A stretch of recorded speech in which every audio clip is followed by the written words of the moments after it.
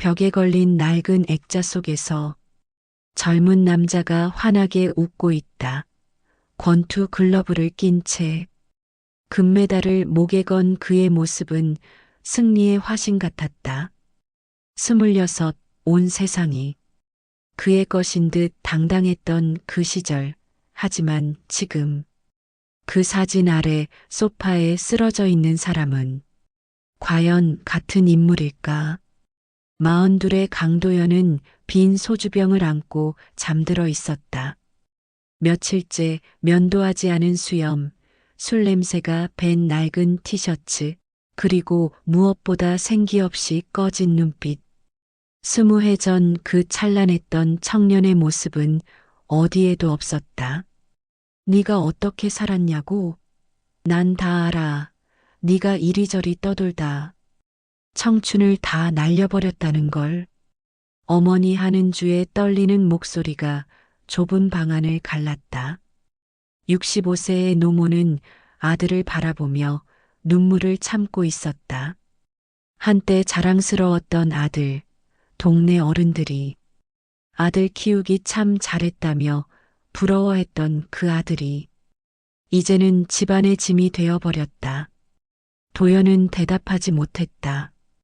변명할 말도 위로받을 자격도 없다는 걸 알고 있었다. 그저 허공을 바라보다가 문득 구석에 놓인 오래된 운동화를 발견했다. 천천히 일어나 그 운동화를 손에 들었다. 한때 그와 함께 수많은 링을 누볐던 동반자, 이제는 밑창이 닳고 끈이 헤어진 초라한 모습이지만 그 운동화만이 아직 그에게 속삭이고 있었다. 너는 아직 뛸 수 있어. 하지만 정말 그럴까? 무너진 모든 것들을 다시 일으켜 세울 수 있을까? 3년 전의 일이었다. 더 이상은 안 됩니다. 어깨 손상이 너무 심각해요. 의사의 차가운 선고가 도연의 가슴을 후벼 팠다. 링 위에서 받은 치명적인 부상, 그리고 선수 생활의 끝. 28살, 아직 절정기도 오지 않았다고 생각했는데, 그래도 뭔가 방법이 있지 않을까요? 재활을 열심히 하면. 불가능합니다. 억지로 하시다가는 평생 장애를 안고 사실 수도 있어요. 그날 이후 도연의 인생은 미끄러지기 시작했다.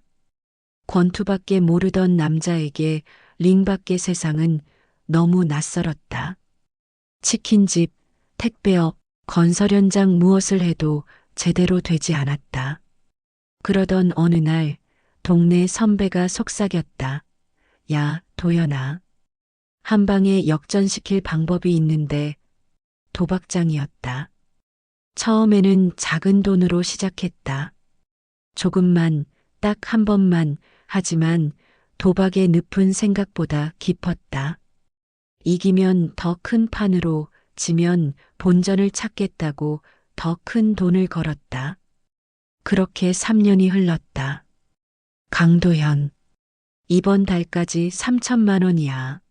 못 갚으면 어떻게 될지 알지? 빚쟁이들의 협박은 날로 거세졌다. 집안의 살림살이가 하나둘 사라져갔다. 어머니의 금반지, 딸의 피아노, 결혼 때 장만했던 장롱까지.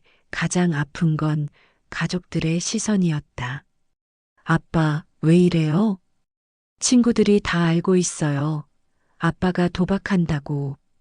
16살 딸 소미의 원망 섞인 목소리가 가슴을 찔렀다.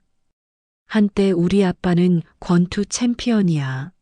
라며 자랑스러워했던 그 아이가 이제는 아버지를 부끄러워했다. 내가 우리 집안을 다 망쳤어. 너 때문에 내 손주가, 내 며느리가. 어머니의 울음소리는 밤새 귓가에 맴돌았다. 그날 이후 도연은 어머니의 눈을 피했고 딸은 아버지라는 호칭조차 거부했다. 혼자 남은 방에서 도연은 거울 속 자신을 바라봤다. 부어오른 얼굴, 핏발선, 눈, 무너진 어깨선, 이게 정말 나인가? 나는 정말 끝난 걸까? 창밖으로 새벽이 밀려오고 있었다. 어둠 속에서 시계 초침 소리만이 공허하게 울려 퍼졌다. 하지만 그는 아직 몰랐다. 진짜 시작은 지금부터라는 것을. 공장 사이렌이 새벽 6시를 알렸다. 도연은 비틀거리며 일어나 낡은 작업복을 입었다. 3개월 전부터 시작한 공장 일이 유일한 수입원이었다. 아휴, 또 술 냄새가 나네. 동료들의 수군거림이 들렸지만 더 이상 신경 쓰지 않았다. 어차피 자신의 처지를 모르는 사람이 없었다. 그런데 이상했다. 공장장 박만석이 자꾸 도연을 유심히 지켜보는 것이었다. 55의 박만석은 이 공장을 15년째 운영해온 베테랑이었다. 직원들 사이에서는 까칠하기로 유명했지만 유독 도연에게만은 다른 눈빛을 보내고 있었다. 점심시간 박만석이 도연을 따로 불렀다. 도연아, 잠깐 나와봐. 공장 뒤편에서 박만석이 담배를 꺼내 물었다. 너 진짜 권투 선수였냐? 네, 하지만 이제는 나도 젊었을 때 복싱을 했어. 물론 너처럼 유명하지는 않았지만. 도연이 고개를 들었다. 박만석의 거친 손에는 오래된 상처들이 있었다. 나도 실패했어. 30살에 사업 한 번 말아먹고 아내도 떠나고 그때는 정말 죽고 싶었지. 그런데 어떻게 지금부터라도 앞만 보고 나아가야지. 아직 늦지 않았어. 박만석이 도연의 발을 내려다봤다. 낡은 운동화가 보였다. 그 신발이 말해주잖아. 넌 아직 뛸 수 있다고. 그날 밤 도연은 오랜만에 술을 마시지 않았다. 대신 그 낡은 운동화를 다시 신었다. 거친 손바닥에는 상처가 났지만 아랑곳하지 않았다. 달리기 시작했다. 처음에는 100m도 제대로 뛸 수 없었다. 숨이 차고 다리가 후들거렸다. 하지만 멈추지 않았다. 난 내 인생에서 좌절은 던져버리고 다시 뛰어야 해. 발걸음이 리듬을 타기 시작했다. 거친 호흡이 점차 안정되어 갔다. 달리면서 문득 깨달았다. 아내가 살아있구나. 3년 만에 처음 느끼는 감정이었다. 술로 마비시키지 않은 맨정신으로 맞는 새벽 공기가 이렇게 차가우면서도 상쾌할 줄 몰랐다. 집으로 돌아가는 길, 가로등 불빛 아래에서 자신의 그림자를 봤다. 달리는 사람의 그림자. 언제 다시 볼 수 있을지 모르겠다고 생각했던 그 모습이었다. 하지만 진짜 변화는 쉽지 않았다. 무엇보다 가족들이 믿어주지 않았다. 그들이 믿어줄 때까지 그는 얼마나 더 뛰어야 할까? 이제 와서 뭐가 달라지는데요? 딸 소미의 차가운 목소리가 식탁 위의 분위기를 얼어붙게 만들었다. 도연이 땀에 젖은 채로 집에 돌아와 오늘부터 달리기 시작했다고 말했을 때의 반응이었다. 어차피 며칠 못 가서 다시 술 마실 거면서. 소미는 냉소적으로 웃었다. 그 웃음이 도연의 가슴을 베어냈다. 언제부터 내 딸이 이런 표정을 짓게 되었을까? 소미야, 아빠라고 하지 마세요. 그럴 자격 없어요. 어머니 하는 주도 고개를 저었다. 넌 안 변해, 도연아. 내가 다시 쓰러지면 우린 또 울어야 한다. 이제 더 이상 상처받고 싶지 않아.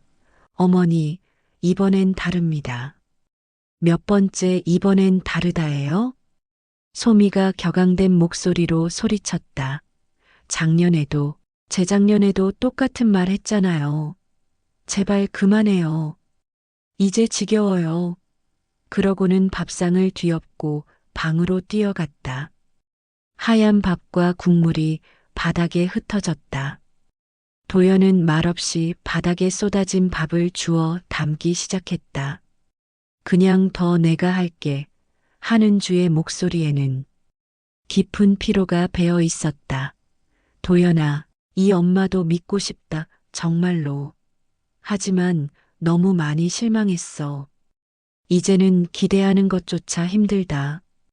그날 밤 도연은 홀로 거실에 앉아 있었다. 그의 작업복은 여전히 땀에 젖어 있었지만 아무도 그 땀의 의미를 알아주지 않았다. 핸드폰에 빚쟁이들의 문자가 계속 왔다. 강도현 이번 주까지 시간을 줄 테니 돈 갚아. 집 주소 다 알고 있으니 가족들까지 가만두지 않겠다. 도연은 핸드폰을 꺼버렸다. 하지만 불안감은 사라지지 않았다. 가족들은 자신을 믿지 않고 빚은 늘어만 가고 변화의 조짐은 아직 보이지 않았다. 정말 할 수 있을까? 이렇게 혼자서 그때 박만석의 말이 떠올랐다. 아직 늦지 않았다고 결심하고 도연은 다시 운동화를 신었다. 밤 11시 온 가족이 잠든 시간에 혼자 나와 달렸다. 거리는 고요했고 가로등만이 그의 발걸음을 비춰줬다. 도연은 달리면서 생각했다. 가족들이 자신을 믿지 않는 건 당연했다. 너무 많이 실망시켰으니까. 하지만 이번만큼은 정말 다를 거라고 스스로에게 다짐했다. 믿어주지 않아도 괜찮아. 내가 증명하면 돼. 그러나 그 증명의 기회가 이렇게 빨리 그리고 이런 방식으로 올 줄은 몰랐다. 때로는 운명이 직접 시험 문제를 들고 찾아온다. 다들 앉아봐. 할 말이 있어. 깊은 밤 도연이는 가족들을 거실로 불러 모았다. 한은주는 걱정스러운 표정으로, 소미는 짜증난 듯한 얼굴로 나왔다. 또 무슨 변명을. 소미의 말이 끝나기도 전에 도연이 가족 앞에 무릎을 꿇었다. 순간 정적이 흘렀다. 42세 가장이 가족 앞에서 무릎을 꿇은 것이다. 미안하다. 도연의 목소리가 떨렸다. 내 인생의 어려움과 고난은 내가 받아낼 거다. 이번엔 절대 포기 안 한다. 내가 그렇게 말한 게 벌써 몇 번이냐?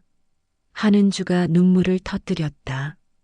매번 똑같은 말만 하고 또 무너지고. 이제 지쳤어, 정말. 들어줘, 어머니.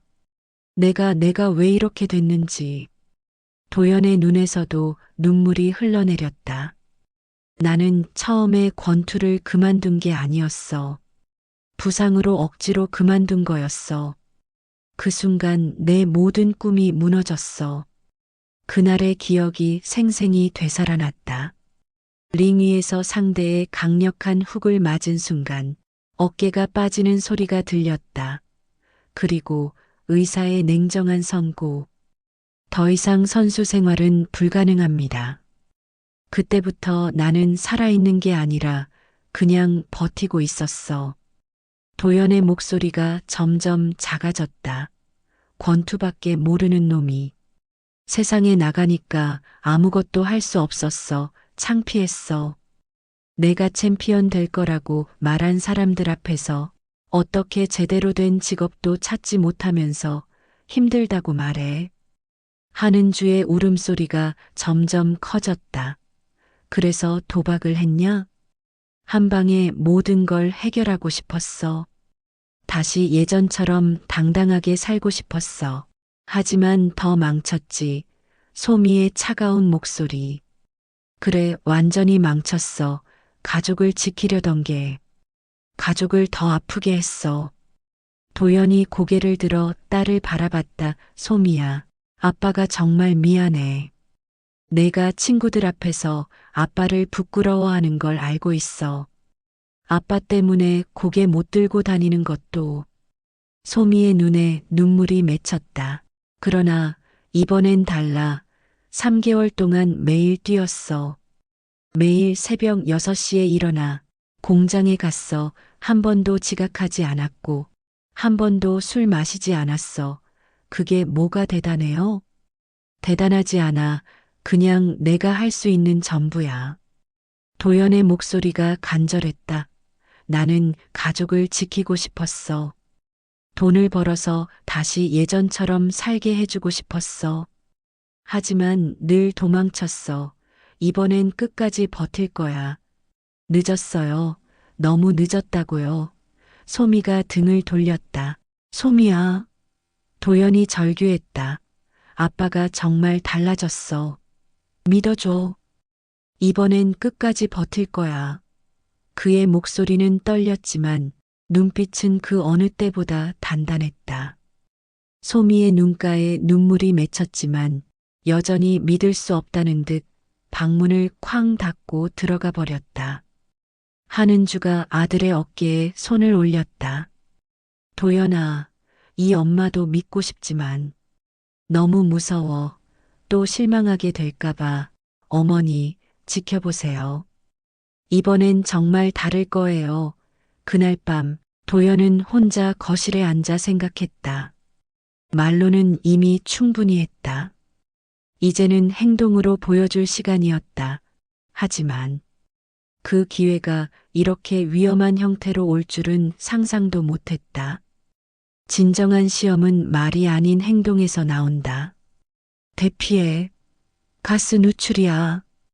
공장장 박만석의 다급한 외침이 작업장을 가로질렀다. 갑작스러운 기계 폭발로 유독가스가 새어나오고 있었다. 사람들이 혼비백산 밖으로 뛰어나갔다. 도연도 출입구 쪽으로 달려가다가 문득 뒤를 돌아봤다. 그때 연기 속에서 쓰러진 사람의 실루엣이 보였다. 김형? 함께 일하던 김철수였다. 다리가 기계에 끼어 움직일 수 없는 상황이었다. 도연아, 나 놔두고 가. 김철수가 절규했다. 불길이 점점 가까워지고 있었다. 몇 분 안에 이곳 전체가 불바다가 될 것이었다. 도연은 망설였다. 한 발짝만 더 나가면 안전지대였다. 그렇지만 김철수를 두고 갈 수는 없었다. 이때 박만석의 목소리가 떠올랐다. 넌 아직 뛸 수 있다. 도연이 다시 연기 속으로 뛰어들었다. 김형, 끝까지 버텨. 기계에 끼인 김철수의 다리를 빼내기 위해 온 힘을 다했다. 철제 부품이 무거웠지만 포기할 수 없었다. 권투 선수 시절 단련했던 근력이 아직 남아 있었다. 으악! 드디어 기계가 들어 올려졌고 김철수를 끌어낼 수 있었다. 그 순간이었다. 쾅! 천장에서 무거운 철근이 떨어져 도연의 등을 강타했다. 으악! 등에서 뜨거운 피가 흘러내렸지만 도연은 김철수를 놓지 않았다. 비틀거리며 안전지대까지 그를 업고 갔다. 도연이가 김철수 씨를 구했다. 목숨을 걸고 구했어. 동료들의 함성이 들렸지만 도연에게는 점점 멀어지는 소리처럼 들렸다. 등의 상처에서 피가 계속 흘러나왔고 숨이 가빠왔다. 소미야, 미안해. 도연이 쓰러지는 순간 의식이 멀어져 갔다. 구급차 사이렌이 울려 퍼졌다. 응급실로 실려가는 도연의 핸드폰으로 가족들에게 연락이 갔다. 강도연 씨가 사고를 당하셨습니다. 빨리 병원으로 오세요. 한은주가 전화를 받고 주저앉았다. 도연이가 소미는 처음에 믿을 수 없었다. 거짓말이에요. 아버지가 그런 일을 하지만 박만석이 직접 찾아와 말해줬다. 소미야, 내 아버지가 사람을 살렸어. 자기 목숨을 걸고. 정말요? 그래, 김철수 아저씨가 살아있는 건 전부 내 아버지 덕분이야. 병원으로 달려가는 차 안에서 소미는 처음으로 깨달았다. 아버지가 정말 변했다는 것을. 중환자실에 누워있는 도연을 보며 한은주가 흐느꼈다. 이 바보야, 왜 그렇게 위험한 일을. 그러나 그녀의 목소리에는 원망보다는 걱정이, 실망보다는 자랑스러움이 더 많이 묻어 있었다. 때로는 말보다 행동이, 약속보다 희생이 더 큰 울림을 준다. 의식을 잃었던 도연이 천천히 눈을 떴다. 하얀 천장이 보이고 의료진들의 목소리가 들렸다. 등의 상처는 크지만 생명에는 지장이 없다는 진단이었다. 병상 옆에 누군가 앉아 있었다. 고개를 돌려보니 솜이었다. 그동안 차갑기만 했던 딸의 얼굴에 눈물 자국이 있었다. 솜이야, 솜이는 대답하지 않았다. 하지만 솜이는 도연의 손을 잡고 있었다. 얼마나 오랜만인가. 딸의 따뜻한 손길이 한참을 침묵하다가 솜이가 조심스럽게 입을 열었다. 아, 아버지. 그 한마디에 도연의 눈에서 눈물이 쏟아졌다. 그래, 아빠야. 아버지 미안해요. 솜이도 울기 시작했다. 아버지가 정말 변했는데 제가 믿지 않아서, 제가 너무 차갑게 대해서. 아니야, 솜이야, 아빠가 미안해. 내가 그럴 만했어. 도연이 딸의 머리를 쓰다듬었다. 아버지 정말 다시 뛸 수 있어요? 응, 아빠가 보여줄게. 그때 한은주가 병실로 들어왔다. 아들의 모습을 보자. 눈물을 터뜨렸다. 도연아, 이제 믿겠다. 내가 진짜 달라졌다는 걸. 한은주가 아들의 손을 잡았다. 김철수 씨가 왔었어. 내가 자기를 살렸다고, 고맙다고. 그 사람이 우는 걸 처음 봤다. 박만석도 찾아왔다. 도연아, 잘했어. 정말 잘했어. 공장장님, 나는 알고 있었어. 내가 변했다는 걸 3개월 동안 지켜봤거든. 매일 새벽에 나와서 달리는 것도 알고 있었고, 그걸 어떻게 경비 아저씨가 말해줬어.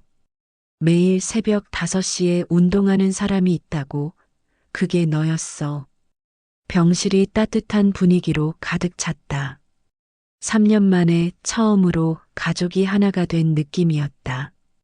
구조된 김철수도 찾아왔다. 목발을 짚고 있었지만 표정은 밝았다. 도연아, 고마워, 정말 고마워.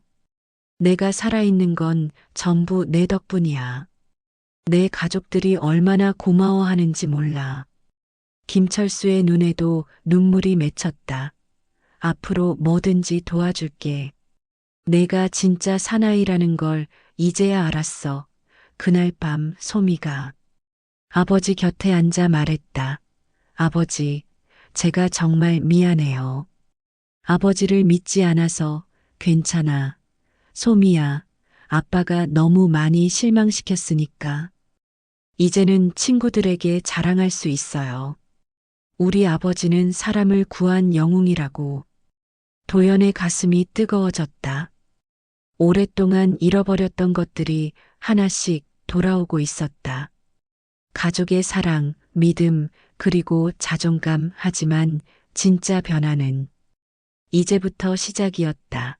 사람은 위기의 순간에 진짜 모습을 드러낸다. 그리고 그때야 비로소 다른 이들이 그 진심을 믿게 된다. 퇴원 후 1달이 지났다. 등의 상처는 아직 아물지 않았지만 도연의 마음은 어느 때보다 가벼웠다. 무엇보다 가족들이 다시 자신을 믿어주고 있다는 것이 힘이 되었다. 하지만 현실적인 문제들이 남아 있었다. 부상으로 인해 공장 일을 계속할 수 없었고 빚은 여전히 산더미처럼 쌓여 있었다. 도연아, 나와 함께 일해보지 않겠냐? 박만석이 제안했다. 어떤 일이요? 작은 유통업을 시작하려고 해. 시장에서 야채를 사와서 음식점들에 납품하는 거야. 내가 성실하다는 걸 봤으니까. 우리 함께 해보자. 도연은 망설였다. 또 실패하면 어떡하지? 가족들을 또 실망시키면? 괜찮아요. 아버지 해보세요. 소미가 용기를 주었다. 이번엔 제가 아버지를 믿어볼게요. 그렇게 도연의 새로운 도전이 시작되었다. 새벽 3시, 도연은 낡은 손수레를 끌고 시장으로 향했다. 농장에서 직접 가져온 싱싱한 야채들을 골라 음식점들에 배달하는 일이었다. 싱싱한 야채 어때요? 직접 농장에서 가져온 거예요. 처음에는 사람들이 의심스러워했다. 하지만 도연은 포기하지 않았다. 정직하게, 성실하게 일했다. 야채 하나하나를 직접 골라주고 약속한 시간에 정확히 배달했다. 도연이 형, 손님들이 형 야채만 찾아요. 정직하게 장사하니까 시장 상인들의 인정을 받기 시작했다. 몇 달 후 뜻밖의 손님이 찾아왔다. 과거 빚쟁이였던 최상국이었다. 도연은 긴장했다. 상국이 형. 야, 강도연. 최상국의 표정은 예상과 달랐다. 웃고 있었다. 너 완전히 딴 사람 됐네. 시장에서 소문 다 들었어. 형 빚은 조금씩이라도 갚을게요. 빚? 그까짓 거 됐고 최상국이 손을 휘저었다. 나도 투자하마 내 근성. 이제야 믿겠다. 정말요? 응, 김철수한테도 들었어. 내가 목숨 걸고 사람 구했다고. 그런 놈이 사기칠 리는 없지. 박만석의 지원과 최상국의 투자로 사업이 확장되기 시작했다. 작은 유통회사가 되었고 직원도 3명 늘었다. 6개월 후 지역신문에 기사가 실렸다. 실패한 전 권투 선수, 다시 뛰다, 작은 기적을 이룬 강도현 씨의 이야기 라는 제목의 기사에는 도연의 사진과 함께 이런 내용이 있었다. 도박으로 모든 것을 잃었던 전 권투 선수 강도현 씨가 동료를 구하는 영웅적 행동 이후 완전히 새로운 인생을 살고 있다. 현재 그가 운영하는 신선 유통은 지역 음식점 50여 곳에 야채를 공급하며 정직한 장사로 소비자들의 신뢰를 얻고 있다. 기사를 본 소미가 아버지에게 달려왔다. 아버지, 신문에 나왔어요. 정말? 네. 이제 친구들한테 정말 자랑할 수 있어요. 한은주도 기뻐했다. 도연아, 정말 자랑스럽다. 이제야 내 아들 같아. 하지만 도연은 알고 있었다. 진짜 성공은 돈을 버는 것이 아니라 가족의 신뢰를 되찾은 것이라는 걸. 그날 밤 도연은 그 낡은 운동화를 다시 꺼내봤다. 이제는 새 신발들 사이에서도 특별한 의미를 가지고 있었다. 고마워. 내가 나에게 다시 뛸 수 있다고 속삭여줘서. 창밖으로 달빛이 비쳐들었다. 내일도 새벽에 일어나 시장에 나가야 했지만 더 이상 무겁지 않았다. 진정한 성공은 다시 일어서는 것에서 시작된다. 1년 후, 아빠, 저희 이사 가는 거죠? 소미가 짐을 정리하며 물었다. 작지만 깨끗한 새 집으로 이사하는 날이었다. 응, 우리 집이야. 도연이 웃으며 대답했다. 빚을 모두 갚고 가족을 위한 보금자리를 마련한 것이었다. 와, 정말 우리 집이에요? 그래, 이제 다시는 불안해하지 않아도 돼. 새집 거실에서 가족이 함께 저녁상을 차렸다. 화려한 음식은 아니었지만 함께 웃을 수 있는 식탁이었다. 아빠, 그 운동화 아직 가지고 있어요? 소미가 물었다. 도연이 신발장에서 그 낡은 운동화를 꺼냈다. 이제는 더 이상 신지 않지만 여전히 소중히 간직하고 있었다. 이 신발이 나에게 다시 뛸 수 있다고 속삭여줬거든. 정말요? 응, 그리고 지금도 말하고 있어. 뭐라고요? 도연이 딸의 머리를 쓰다듬으며 말했다. 포기하지 않으면 누구든 다시 뛸 수 있다고. 창밖으로 석양이 비쳐들었다. 황금빛 햇살이 식탁을 따뜻하게 감쌌다. 한은주가 아들을 바라보며 말했다. 도연아, 이제야 정말 내 아들 같아 자랑스럽구나. 어머니, 내가 이렇게 다시 일어설 줄 누가 알았겠냐. 이 엄마도 포기하고 있었는데. 소미도 아버지의 팔을 잡았다. 아빠, 저도 이제 학교에서 친구들한테 자랑해요. 우리 아빠가 얼마나 멋진 사람인지. 고마워, 소미야. 그날 밤, 도연은 혼자 베란다에 나와 별을 바라봤다. 3년 전 이 자리에서 절망에 빠져 있던 자신을 떠올렸다. 그때는 정말 끝이라고 생각했다. 하지만 지금 깨달았다. 끝이라고 생각했던 그 순간이 사실은 진짜 시작이었다는 것을. 핸드폰이 울렸다. 김철수의 문자였다. 도연아, 내일 우리 딸 생일이야.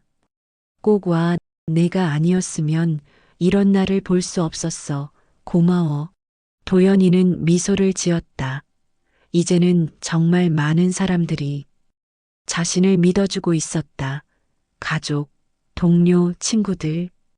하지만 무엇보다 가장 큰 변화는 자기 자신을 믿게 된 것이었다. 다시 그 낡은 운동화를 바라봤다. 이제는 말하지 않아도 알 수 있었다. 그 운동화가 전하고 싶었던 메시지를. 너는 아직 뛸 수 있어. 포기하지만 마라. 창밖으로 새벽이 밀려오고 있었다. 내일도 새로운 하루가 시작될 것이다. 하지만 이제는 두렵지 않았다. 도연은 마지막으로 혼잣말했다. 인생은 권투와 같다. 넘어져도 다시 일어서면 되는 거야. 화려한 성공도 거대한 부도 없었다. 그러나 다시 만난 가족과 되찾은 믿음, 그리고 자기 자신에 대한 확신이 있었다. 이 순간만큼은 세상에서 가장 부유한 사람이었다. 저 멀리 동쪽 하늘에서 태양이 떠오르고 있었다. 새로운 하루, 새로운 시작을 알리는 햇살이었다. 강도연은 이제 정말로 다시 뛰기 시작했다. 돌아보면 인생은 수많은 태클과 방황의 연속이었습니다. 그러나 중요한 건 넘어지지 않는 것이 아니라 다시 일어서는 용기였습니다. 사랑하는 가족과 함께라면 잃었던 시간도 희망으로 채울 수 있다는 것을. 이 이야기는 우리에게 속삭입니다. 오늘의 이야기가 당신 마음에 작은 울림이 되었다면 저희 채널과 함께 걸어가 주세요. 당신의 구독과 좋아요는 더 많은 이야기를 이어갈 수 있는 힘이 됩니다. 끝내 포기하지 않은 한 남자의 삶처럼 당신의 내일 또한 반드시 빛나기를 바랍니다. 감사합니다.